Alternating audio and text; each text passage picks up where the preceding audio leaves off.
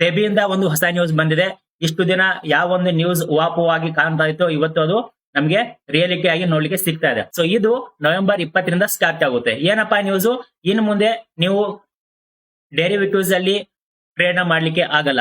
ಯಾಕಂದ್ರೆ ಇನ್ನ ನಿಮ್ಮ ಹತ್ರ ಒಂದು ಒಳ್ಳೆ ಕ್ಯಾಪಿಟಲ್ ಇದ್ರೆ ಮಾತ್ರ ನೀವು ಇಲ್ಲಿ ಟ್ರೇಡ್ ಮಾಡಬಹುದು, ಇಲ್ಲಾಂದ್ರೆ ಟ್ರೇಡ್ ಮಾಡ್ಲಿಕ್ಕೆ ಆಗಲ್ಲ.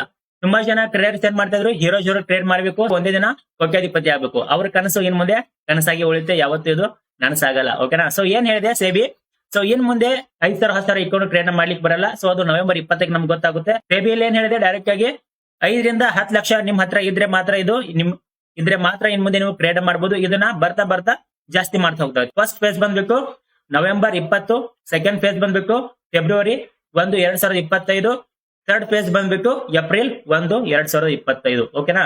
ಸೊ ಇನ್ ಮುಂದೆ ನಿಮಗೆ ವೀಕ್ಲಿ ಎಕ್ಸ್ಪೈರಿ ಜಾಸ್ತಿ ಸಿಗ.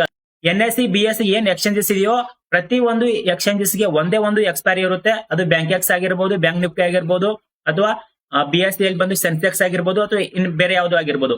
ವೀಕ್ಲಿ ಒಂದು ಎಕ್ಸ್ಪೈರಿ ಮಾತ್ರ ನೋಡ್ಲಿಕ್ಕೆ ಸಿಗುತ್ತೆ. ಕಾಂಟ್ರಾಕ್ಟ್ ಸೈಜ್ ಕೂಡ ಜಾಸ್ತಿ ಆಗುತ್ತೆ. ಸೊ ಇನ್ನ ಹೀರೋ ಟ್ರೇಡ್ ಮಾಡೋರು ನಿಮ್ಗೆ ಸ್ಟಾಕ್ ಮಾರ್ಕೆಟ್ ಅಲ್ಲ.